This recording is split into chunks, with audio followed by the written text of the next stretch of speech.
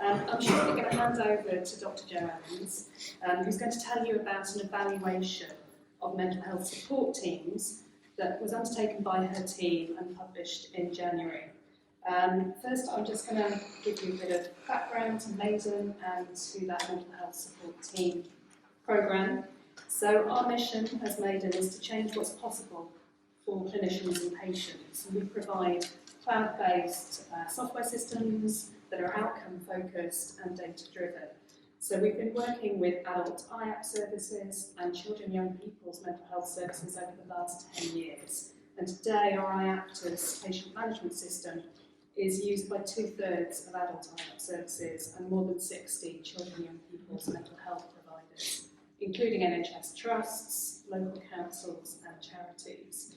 So we're fortunate to count some great organisations amongst our customers, some of the charities and the trusts that we work with are up on the screen there. So we've talked a bit about the importance of early intervention and supporting children and people in schools has definitely been coming up the agenda over the last 10 years. So as part of the Transforming Children and Young People's Mental Health Provision Green Paper, which was published in 2017, there was a vision for children and people to have better mental health and wellbeing support promoted by schools and colleges, by parents and carers, as well as health and care providers. So to support the vision, the NHS long-term plan committed to mental health support teams being rolled out to cover at least 20 to 25% of the country by 2023, and that target, as Ollie mentioned, has gone up again. So they're doing pretty well in meeting those rollout targets. Initially, 58 mental health support teams were established in 25 Trailblazer areas around the country, and the first of those teams went operational in early 2020, which was obviously quite a challenging time because it was the run into the COVID pandemic. The programme has been implemented in 11 waves since then, and there are now more than 400 teams working in schools and colleges, attended by almost 3 million pupils. But as Ollie pointed out, that's a very small proportion of our national population of children and young people, so there's a lot more work to do.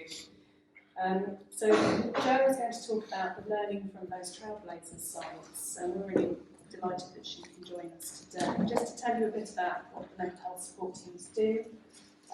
They work with primary and secondary schools, they work in higher education colleges and pupil referral units as well. So they're working with children right through from 5 years old to 18 years old.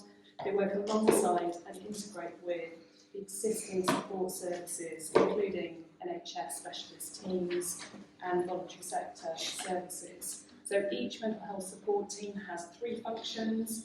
They provide direct support to pupils, they give advice to staff and parents, and they support the whole school with wellbeing approaches, so that's called a whole school approach.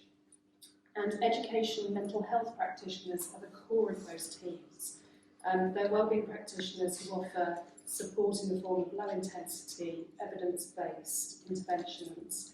And the support is primarily face-to-face, because as I mentioned, they were setting up at the start of the pandemic, so they had to quickly adapt and offer online options, and then shift back when pupils were back at school.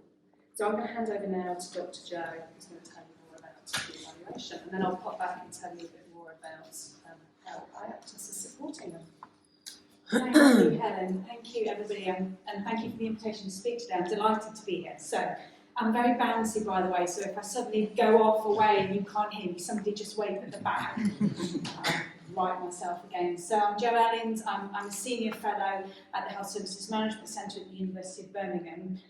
And I'm going to jump straight into telling you about the evaluation. Helen's given you some of the background to MHSTs, and they've already been mentioned in several of the previous presentations. So, as Helen said, the first of the MHSTs, and this programme is being implemented in several ways, went live in January 2020, and in the same year, one of what will be 2 national evaluations of MHSTs, and the wider Green Paper programme got underway, which I led.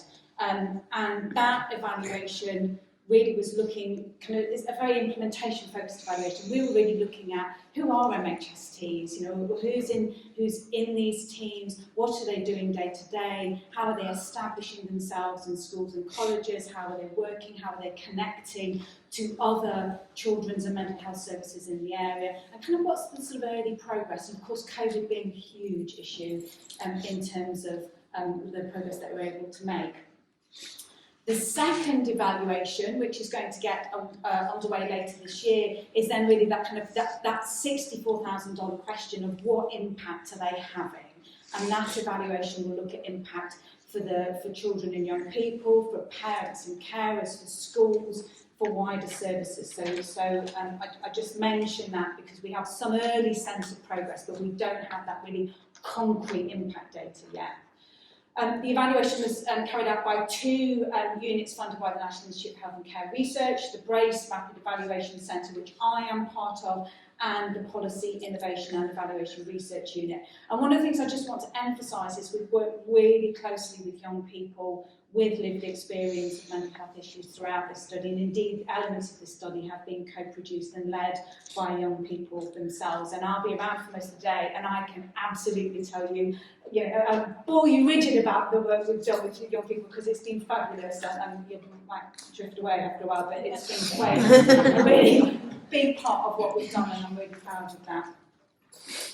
Okay, so researchers, Kirst and Naval goes about your data collection, so I'm going to skim over this one briefly before you all gloss over. So this just gives you a sense of what we've done. So we wanted to do work across the 25 Trailblazer areas, so mostly that was survey work. We did surveys with the education settings involved, and also spoke to kind of key people involved in local design and implementation of the MHSTs, and indeed delivery of them as well. We spoke to quite a number of MHST staff members.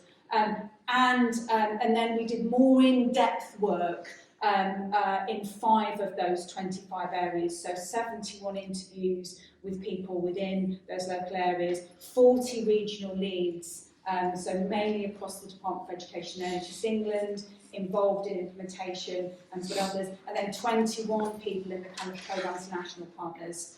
Focus groups for children and young people, and also analysis of programme monitoring data and documentation.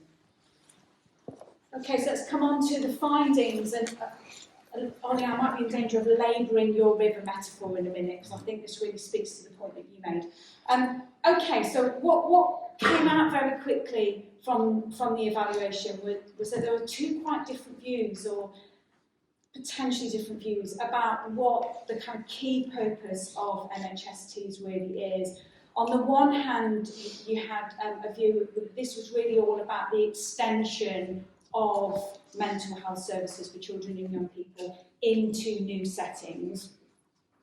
And on the other, some people talked about the MHST is really all about kind of strengthening the promotion of wellbeing in schools and colleges. And you might say one is a more mental health view and the other is a more wellbeing view. You might say one is more of an intervention view, the other one is more of a promotion view. I mean, ultimately those 2 things should be compatible. These teams should be able to do both of those things. But what we found was, and this was a view expressed at all levels of the programme, is the way that the programme had been set up kind of almost built in a tilt towards the first of those 2 purposes. So people talked a lot about, the teams are funded by NHS England. The money at the time was held by clinical commissioning groups, NHS organisations. The contracts for MHSTs are largely held by CAMS providers. The data reporting is largely around the clinical interventions rather than whole school work. So this real sense of there's a dominance of kind of NHS and health partners, perspectives, mindsets in this programme. And I think what we saw, this is where I'm going to labour the metaphor, is, so MHSTs really are both trying to stop people jump into the river and helping them get out once they're in there. They were finding it difficult to keep both of those in view. And actually, with more and more children finding themselves in the river, I do wonder if they will really struggle to keep a focus on the whole school work, that promotion and prevention work, given the sheer amount of demand for direct support. And you see this here. These are average data, and they're actually a year or two old now. We haven't been able to get more recent data. But what you can see is that these teams, and this is from about mid-2021, were spending more of their time delivering interventions than working with schools around prevention and promotion. And I think it's something to keep a real eye on. I don't have anything more insightful to say than that, but I think we really need to keep an eye on how MHSTs are trying to straddle those two different functions or purposes. Okay, let's come on to scope and services. So, I mean, it's fair to say that everybody we spoke to was incredibly supportive of the intent of this programme. Investment in children's mental health and investment in schools and colleges where most children spend an awful lot of their time. Everybody thought was a fantastically good idea. What we heard from schools and colleges was sometimes something of frustration about what they felt was a mismatch between what MHSTs were offering and what they felt was most needed. And to say more about that, really, I mean, what we heard from schools and colleges was actually for children with maybe mild to moderate mental health issues is we feel that perhaps we've got the skills and the confidence to be able to support those children, but there's this really important group in the middle who are neither mild to moderate, however one may define that, nor are they meeting the threshold for CAM services, and there are very few service options for those children, and we are supporting them as educational professionals, and we do not feel we have the skills or the expertise to do that. So this real sense of kind of misalignment, and we know that there is not only a substantial number of children in that gap, but a growing number of children in that gap, and it's what any of you familiar with Pat McGorry's work, he talks about the missing middle in terms of service promotion. So perhaps it's very unsurprising that actually what we saw is mental health support teams being asked to provide support to children with more complex and acute needs. And what we saw was some quite different responses. So some teams holding a very firm line, saying, no, we are here to support children with mild to moderate mental health issues. Others starting to expand their kind of scope to say, no, we will provide support where the needs are more complex. And I'll come back to this in a minute. And finally on this, I think there are some concerns indeed from MHSTs themselves that the standardised kind of CBT interventions that those education mental health practitioners would be trained to deliver were not working for all groups. So where they were effective, they were great, but actually they weren't working for all groups. And there's a whole, you'll see in the report, there's a whole range of groups mentioned. I've just mentioned here children with special educational needs and neurodiversity, because that, I think, that group came out probably the most mentioned as the group for whom those interventions aren't working at the moment. Okay, so let's talk a bit about EMHPs, because this programme is training a new workforce as well as creating new services, and I think the workforce issues, as many have already referred to, are critical. We know that there are diverse backgrounds and different motivations for the EMHPs, so some were coming over from NHS services, there were EMHPs being trained who've got background in schools and education services, and we know that there were different motivations, and recruiting to the EMHP training programme had not been a challenge. There were, and certainly in the early waves, really, really strong recruitment. There was this issue, though, as I've alluded to, of a mismatch between what they were trained for and actually the reality once they were out there working in schools. And I think this is a really important thing to share, is several of the MHPs reported that they were practising often well beyond their remit and their training. So that kind of issue of scope, I think, has really direct implications for the workforce as well. The training itself really well received generally, and no training programme can equip any professional with everything you need to know once you're out practising, but some quite big process and content gaps, particularly around how do you tailor and adapt interventions so that they are suitable and effective for different groups. Now, one of the things that I think is really positive is that the teams themselves, I think, recognise some of these gaps and limitations, and we heard an awful lot about additional training that was being provided. We heard a lot about teams recruiting specialist roles to work with particular local communities or groups of young people, again, for example, children with special educational needs. So I think there's an interesting question about maybe coming back to some of those teams to see how well some of those things are working in terms of improving both reach and effectiveness of the services.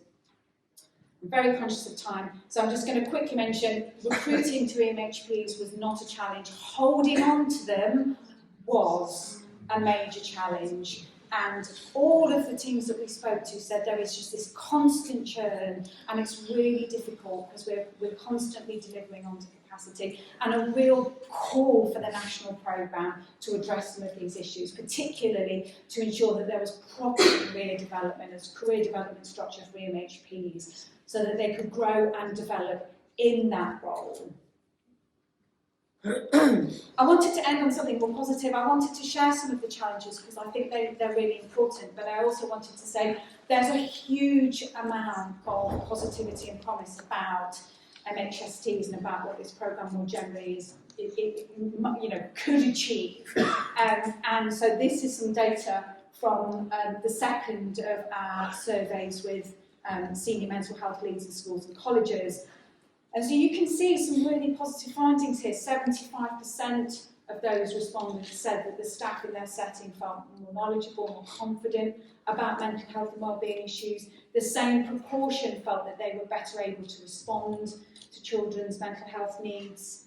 66%, so roughly 2/3 of respondents, saying actually there's just better working, we're just better connected into local services. We feel that's a really positive, and 70% saying that the MHST was really embedding into and becoming a really established, connected part of their setting.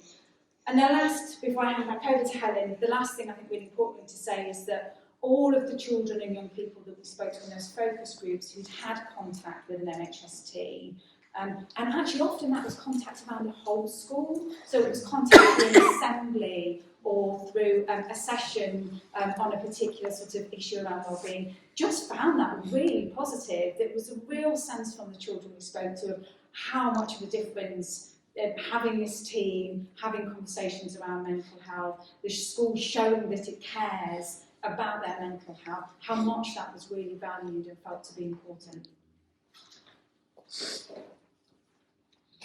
Lovely, thank you, Jo. Lots of really important learning there as the mental health support team programme continues to grow. So NHS England is growing the number of MHSTs to 500 by April 2024, and they're also aiming to improve the data nationally. As Jo mentioned, they're looking to show the impact of this programme and hopefully build the case for further investment in it so we can make sure that they reach more schools. Jo mentioned there, some of the MHPs feeling that they're operating beyond their scope and their training, and it's really important that clinical supervision is in place, that the connections to local CAM services are really strong, so that where they are feeling that children need to be given more intensive support, they have those options. But as we all know, the challenges around the thresholds mean that some people can't get the support they want. So lots of challenges for those MHSTs. Data is really important. Obviously, we're a software company. We help people collect data. We work really hard to make sure that the system can reflect the kind of clinical work that people are doing, the direct interventions, and increasingly that kind of promotional work. And so we make sure that our data sets are aligned with what NHS England is collecting nationally, and so therefore gets kind of counted in, but also importantly that services themselves can use that data to improve what they do and really understand the challenges. So